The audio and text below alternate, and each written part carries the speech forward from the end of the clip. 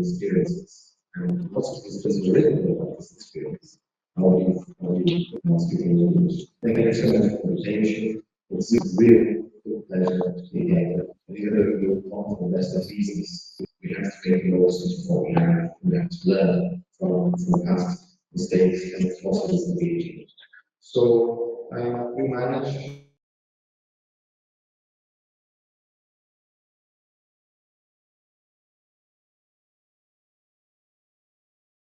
so far in the country. This registry is part of the Boston, which was the result of a massive consensus in the Brazilian society. That consensus came from the scientific community, came from producers, came from small farmers, came from local communities, came from the productive sector as well, big institutions, right? And to enact this forest code, we needed to map the whole territory, map the rivers, map the lakes, map the springs, map the hillsides, the hilltops, the native vegetation, the area that had been converted before 2008. And this was done with thousands of vigilance, from the top, from the north to the south, from the east to west, in the whole country. A result of organization between federal government, state government, between state governments, municipalities, but critically, the people on the ground, religious organizations, unions of workers, unions of homeless. There was this large effort all around the country to register it, to map it, to gather the information, which would then base many other policies.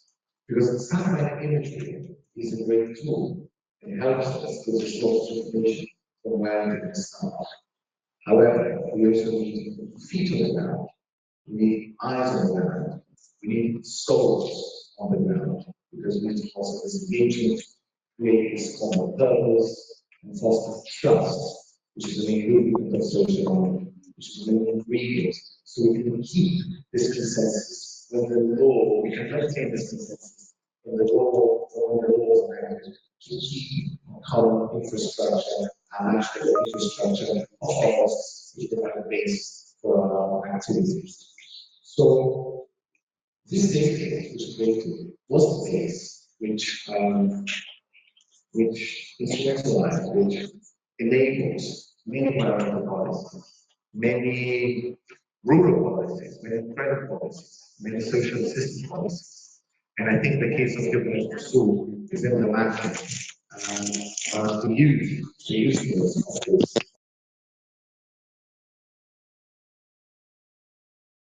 To recover in these benefits which we have lost. We must recover it to keep our societies prosperous, sustainable, and just, because of what I said previously, climate change will affect disproportionately the small farmers, the local communities, those that have very limited access to credit, those that have very limited access to insurance, those that depend on their own labor to work the land, and they need nature to work the land to keep their resilience. So the case of the Soul, I think, is emblematic. It was the largest flood in over 80 years, and it created havoc in the state, not just in urban areas, but also in rural areas. Not coincidentally, very surprisingly, it was the state that disproportionately suffered the most deforestation in the country in the past 15 years. So we think deforestation is a problem in the Amazon, in the Pantanal, in the Cerrado. No, it's also a problem on Sahara, it's also a problem in the Pampa, on grassland, it's also a problem in the forest in that state. So when the floods came, they were very powerful, very destructive, and not coincidentally, the places that were most affected were those that have been through most deforestation recently. And that's not always science tells us that. Repairing vegetation, forests on the hillsides, hilltops, water bugs, they constrain the power of water, they constrain the erosion, they keep this basic infrastructure, even in the cities, they give it strength, they protect the people, and the land. So after the flood happened, we engaged in multiple different interlocutors to identify the people who needed help, who need technical assistance, to put the property back together, to recover the soil, to map the new environmental features of their farms, so that we can devise and implement forest recovery plans in their property. We've made mistakes in the past, we must learn from the mistakes that we made and create resilience. So this disaster is repeating itself. So we're undergoing right now a huge material all across the state. At this moment, we're going to 3,000 farmers, redefining the natural attributes, the natural features in each property with a thousands of plans to recover. We're making credit, we're making it with public procurement, which is critical of sustainability. This way, to place and all agents spread this experience, not just around the state, but also around the country. Deforestation is expensive for organization, decreases its costs drastically. Again, we need to rebuild the trust, rebuild the solutions, have this common purpose, so we go through this together in more resilience, fair, and inclusive way.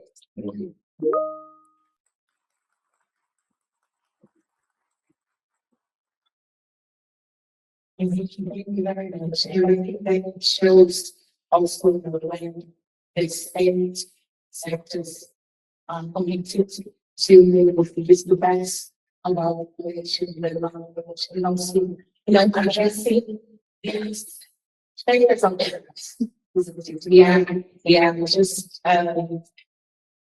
are collecting the consequences of these and years of isolation. And I'm going to cross Atlantic now, and it's here, Peter. Yes. We want to hear experience because something that we are always talking about, which is a Brazilian word, but everybody in the room has been involved with a global issue or with a global influence, with the features of the global issue. We just don't know. And I'm sure that Peter is going to show us something else. Thank you for the floor. My name is Peter Evento. I come from DRC. I work from a local organization that was created by local communities themselves.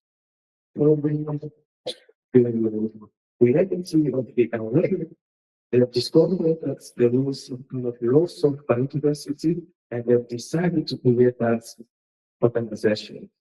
So, in our region, we are facing climate change direct effects.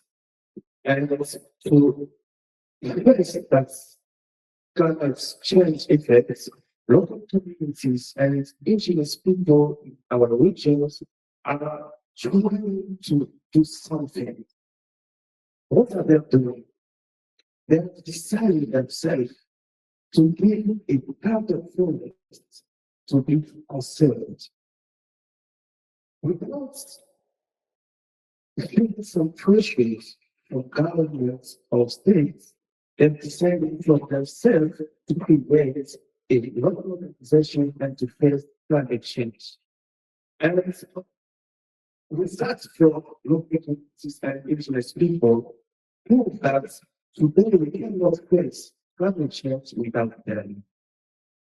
We need to put all efforts to build with local communities and indigenous people for us to succeed to face climate change around the world.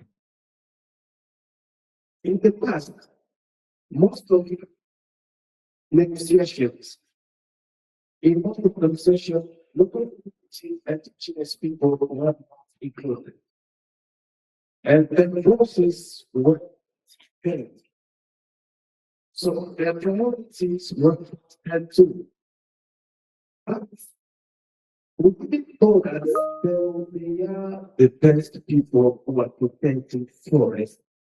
They are the best people who are looking largely from global climate change. And without them, we can't do everything. Yes. Today, in our rates, we do not talk about local communities and indigenous people, but about actions which are following our rates. They are not actions. Well, good morning, good afternoon, good evening, colleagues and partners. I want to do just a mic test. Can we hear me okay? Okay. So if you'll just allow me a second to turn off all of my notifications so they don't distract. All right, let's get started. So thank you so much for being here. It's really a privilege to welcome you to this discussion and paper launch on adapting to climate change in the most vulnerable contexts. As we all know, climate change is a development challenge that demands innovative, inclusive, and evidence-based solutions. Today, our distinguished panelists will share insights from their experiences. This is an opportunity to hear the lessons that the Independent Evaluation Office has pulled together from over 37 UNDP evaluations on programming and climate change, and to learn from diverse UNDP experiences in Eswatini and Peru to explore practical and effective strategies that bridge policy and implementation. This paper launch is the latest in a series of reflection papers that the Independent Evaluation Office has undertaken to highlight lessons from across evaluative work at UNDP. So please allow me to introduce you to our speakers. They should all have their cameras on. Ben Murphy, he is an evaluation specialist at UNDP's Independent Evaluation Office. We have Megaliso Mohammed, who is the Sustainable Development Specialist at UNDP Eswatini. And we have Diana Rivera, Head of Environment and Energy at UNDP Peru. And I'm Janice Brajkowski, Chief of the Capacity Development Section at Independent Evaluation Office and the moderator for today's discussion. So we will have time after a short round of presentations to get the conversation going. I encourage you to engage and ask questions and make this a dynamic conversation. So with that, let's dive right in and hear from our first speaker, Ben, who will be presenting the key evaluation lessons. So if we could have the presentation pulled up now. Thanks. Over to you, Ben. Thank you, Janice, and morning or afternoon to all of you. Nice to see so many people here with us. So just a moment here, Ben, we can't hear your... Can't hear me at all. And I really do we want to do a mic check on Ben? Can anyone else hear Ben? Okay. I can hear you. Okay. Oh, okay. I cannot hear Ben. Okay. Sorry about that, everyone. Go ahead, Ben. I'll just follow along. Thanks. So I'll just give you a brief overview of this paper. As Janice mentioned, it sits within our, or the IEO's Reflections series. And this is one that we have just produced in work over the past year. But essentially, if we could go to the next slide, Alice, we have brought together from this series that has used the IEO's Evaluation Resource Center, which is a housing for over 7,000 evaluations, and dug into specific topics relating to adaptation. And that paper, I'm about to show you on the next slide, is focusing on reflections in vulnerable contexts, specifically what has worked to promote adaptation in these contexts. So what we've brought here is quite recent evidence. Most of the lessons are drawn from the last 3 to 4 years, a few slightly older than that, but most of it from either country evaluations that the IEO has performed or project evaluations. Many of those project evaluations are under the GEF support or through the Adaptation Fund or for the GCF. So there's a good sense of both kind of what this looks like at a country level, but also specifically how projects are making a difference. And as Janice mentioned, we have 37 reports that are in here and a whole and a host of countries covered. And it was through a systematic search of that evidence base that I mentioned. And if anybody wants to know a bit more about how we did that, I'm happy to say it. If anybody hasn't seen the paper yet and would like to, there's a QR code there. And we'll repeat that QR code a bit later in the presentation. Just before I come to the main lessons of the finding, the main lessons of the paper, I'm just going to give you a sense of kind of from UNDP's side what the programming looks like. On the next slide is more details about UNDP's climate promise. I'm not going to be able to do justice to this because it is a large portfolio of work. It's in over 100 countries, and over half of those are least developed countries or small island developing states, and most of them, I imagine, are there with you at the COP, for those that are at the COP. And what UNDP does through this support, okay, part of the climate promise is on mitigation, but what we've looked at is the adaptation work. And the UNDP is there supporting kind of national and sub-national adaptation plans, supporting the nationally determined contributions to the UNFCCC, and also the planning and the financing that's required to get those NDCs into practice. And then as a complement to this, it also works at the local level, coming up with innovative solutions for the most vulnerable populations. So from this programming, on the next slide, we have come up with 7 lessons from the synthesis process, and these cover all things really, from the nature of the climate impacts that we're seeing in recent evaluations, including, I should add, which was a new find, at least for me personally, was climate change impacts having a destabilizing effect on the solutions that UNDP and others were trying to implement. But it covers a whole host of things, including climate information, the national planning, also the private sector involvement, which I know has been a challenging area, and my colleague Mangaliso from Eswatini will talk a little bit more about those. And there's also a lesson on evaluating climate resilience and the observations that we had looking at these 37 evaluation reports, and where projects or where evaluations are getting certain things right and certain things, focusing on things to a lesser extent in when they're looking at resilience building. So I'd encourage you all to take a look at the paper for a deeper look. For now, I'm just going to take us through 3 or 4 of these lessons. I should firstly say, the paper is intentionally about vulnerable contexts and adaptation here in these contexts.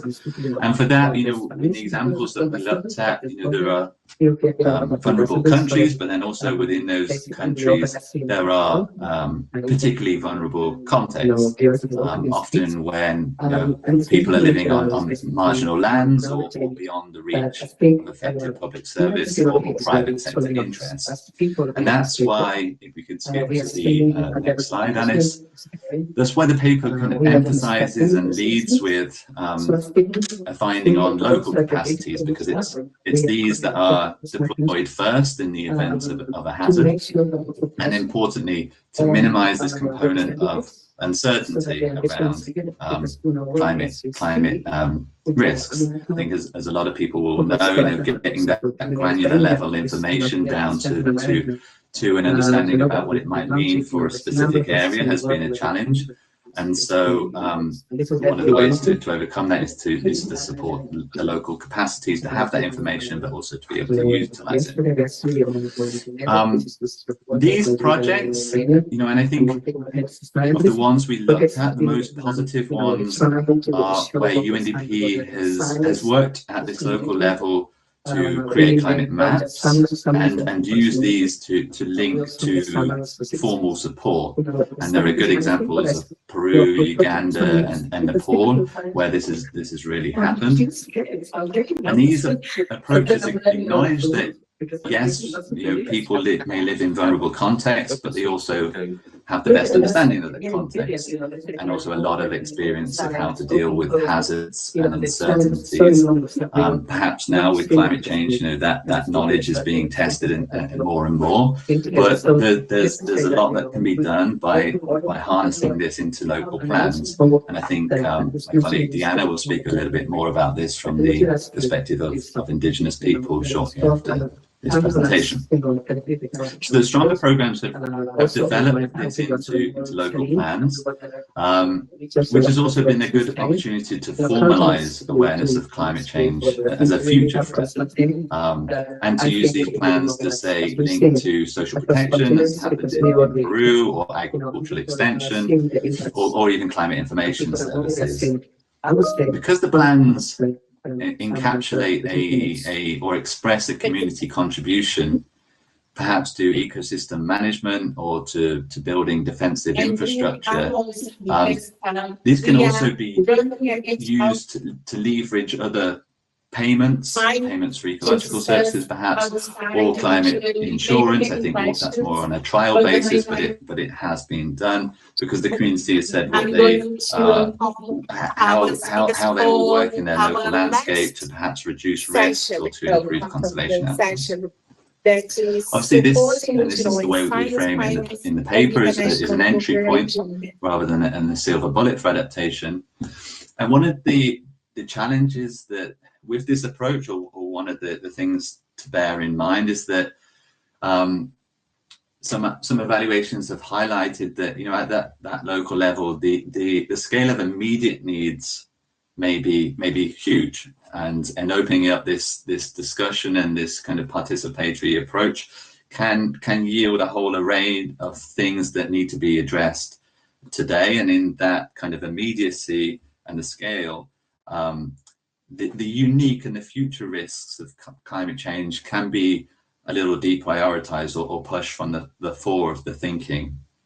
So those evaluations have encouraged programmers to it's not a great word, but to promote an adaptive mindset within the plans. So I think what that means is that it's rather than say focusing on establishing a single and perhaps potentially time-bound solution, that the plan should look at a diversity of options, and also the skills and the information that communities need to choose between different options in the future. It may be, for example, which seeds to use for the coming season, or which livelihoods may be more rewarding based on current market conditions, or perhaps infrastructure that could be modified or as conditions change in the future, or even abandoned.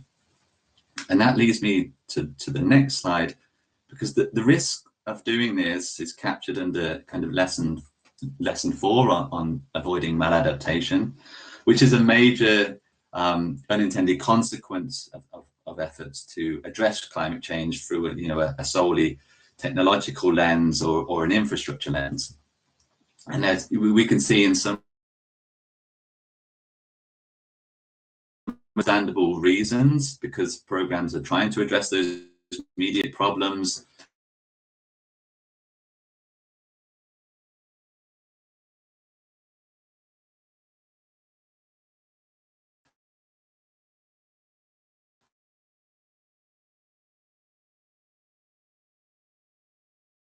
which may be the longer term trends, or perhaps they've worked with a particular locality and not been so aware of what's happening in the wider landscape. Also, quite interestingly, I think what else came out as important is thinking through as adaptation programs are implemented, how people respond to hazards is an important consideration. For example, there was one project, that we looked at the evaluation of, that had really put in place a good early warning system for drought. But what was unforeseen is that when that information that in the coming planting season there would be a drought, and people then immediately extracted water in the current dry season, so it reduced the water table in a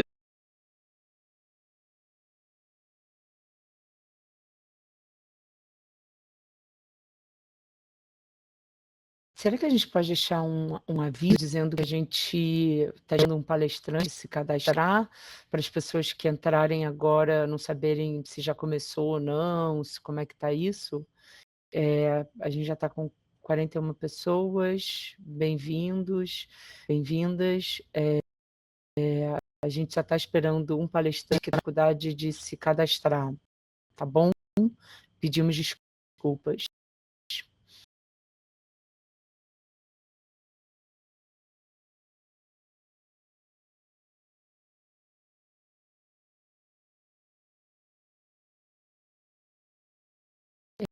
Falando aqui com os organizadores, vamos botar o teto de 10 e 20? Como é que está a entrada do nosso colega da Costa Rica? Quem está auxiliando ele? Alguém pode me dar um retorno, por gentileza?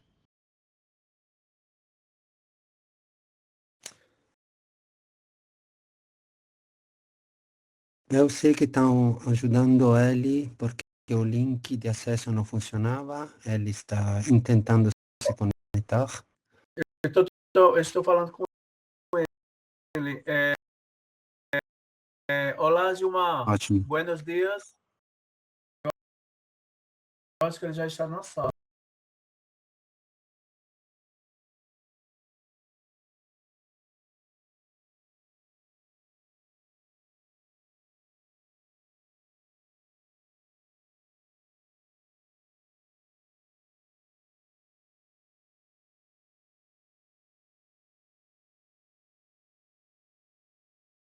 Olá,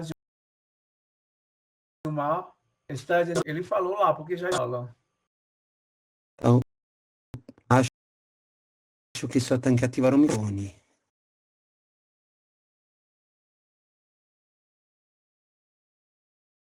Deixa eu olhar. Isso, ativar o microfone. Trazer a tradução. E eu acho que eu não ativei esse speech. Do lado direito superior, nos 3 pontinhos, a gente já ativou, mas precisa ativar de novo. Aí nos 3 pontinhos, aí 7. Aí no menu áudio e vídeo. Calma aí, eu não sei áudio e vídeo. Áudio e vídeo do meio. Aí alguma opção, speech Tava off. Aí aqui o meu tá on. Tá ótimo. Você deve pegar o português automático, sabe? Isso já basta. Nazaré conseguiu? Ele não está escutando. Vou fazer de novo. Pode me repetir aí, por favor? A 7 pontinhos, aí 7, ok. Aí do áudio e vídeo ali em cima. Ok. Aí a última opção, speech captions. Deve estar off, só deixar on. Tem que deixar on. Aí o Gilmar, no caso, ele vai deixar o dele também on.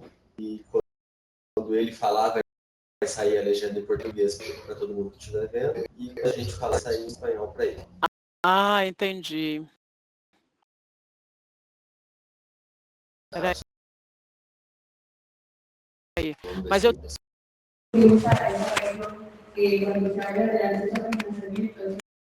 tenho que clicar.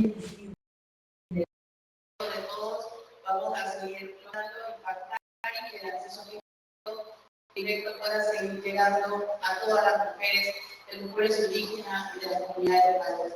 For the Amari Foundation or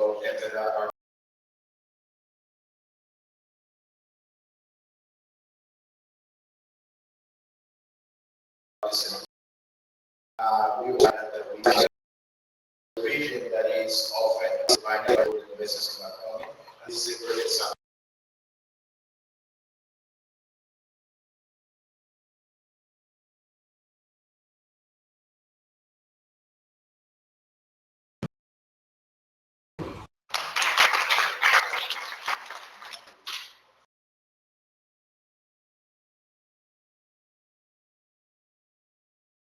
Thank you very much. I'm very sure that it's just the start of a new way of doing public policy in the territory. Thank you so much for all that. And I think it's a good to continue with this international perspective from our representative from Chief. Thank you very much. Good morning to everyone.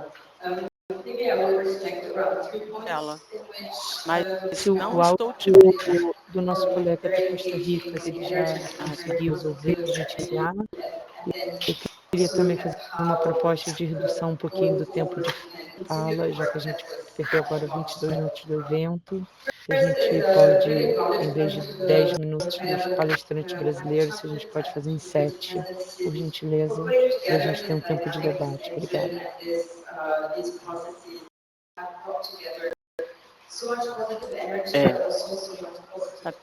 Minha parte tudo bem, Gabriela. Eu vou reduzir minha fala de abertura, fazer muito rápido também. Gilmar Buenos, ¿estás escuchando? Olá, Gilmar.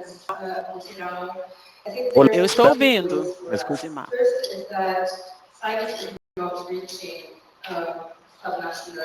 Buenos dias, Gilmar.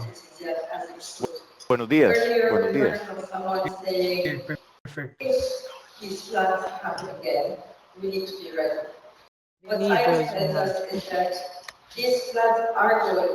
Você quer dar mais alguma instrução para o Gilmar ainda? Para do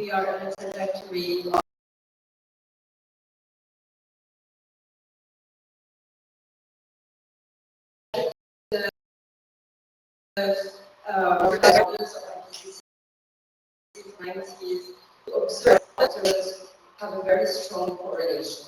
So anyone who says, oh, the models are speculative, uncertain, imprecise, that is not true. Models are showing us the way, and this is what we need to take into consideration.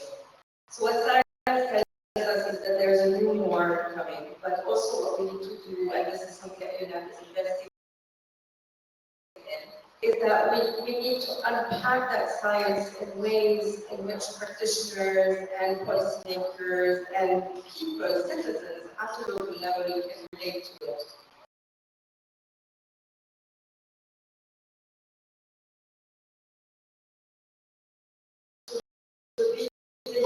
You know, it's just when we talk about this models, the kind of models we wish to do is make them relatable, and that's a commitment from it, taking this forward on the science part. On the finance part, the realization, of course, there is not enough finance in the quantum equities, we don't have enough finance, and so on. But we also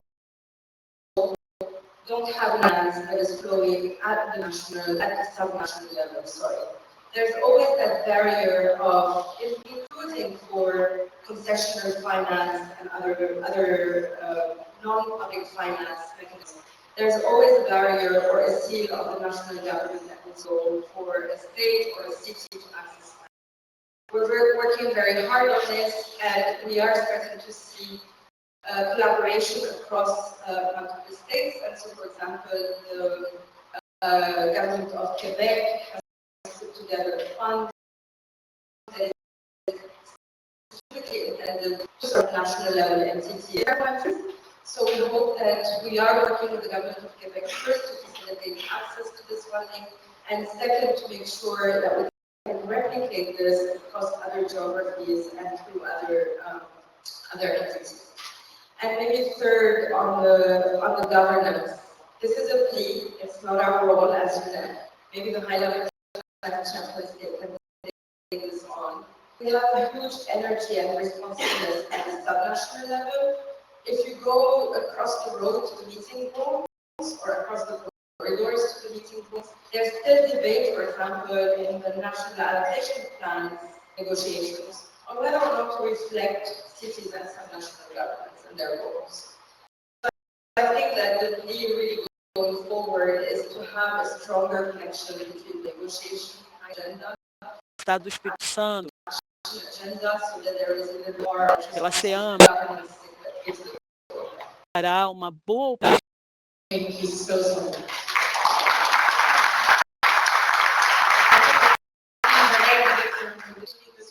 de aprimorarmos e avançar. Estamos no nosso evento. Posteriormente, interessa mais, vou falar de antemão, agradeço essa sala para compartilhar. E muito obrigada. Muito obrigada, Nazaré, do nosso evento. Eu sou Gabriela, coordenadora junto com... Eu sou coordenadora geral de aqui, departamento de estímulos,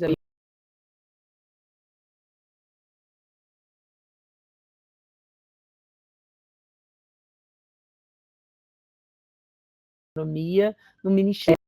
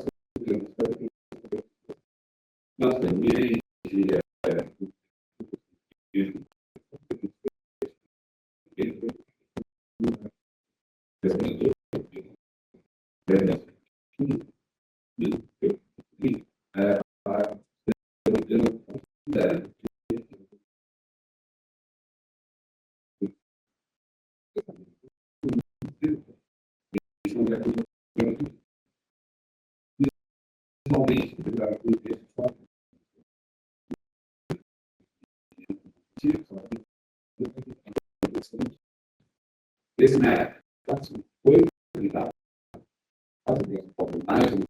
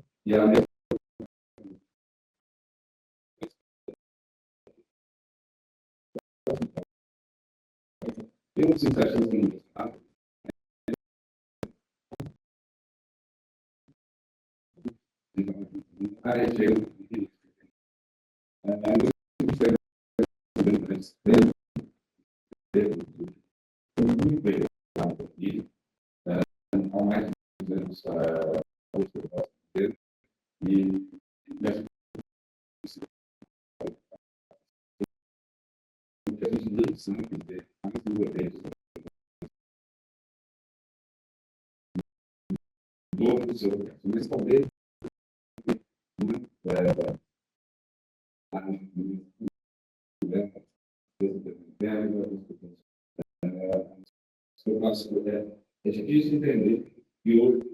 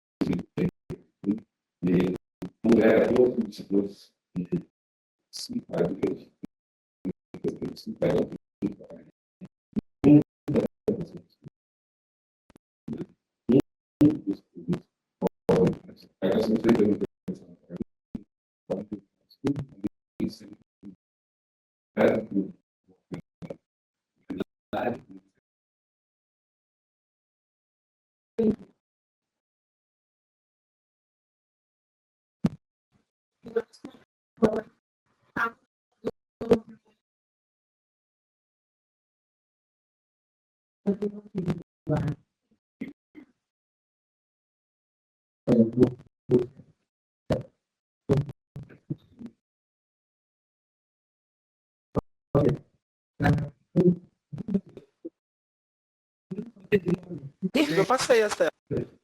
Feito, então. A gente Não tem A problema. gente está numa SA com... Tá ótimo. Então, muito obrigada. Peço desculpas. Só clicar 2 vezes na HB, ela aparece para você. Deixa eu ver. Está escrito attempting to reconnect. Acho que eu estou conectada.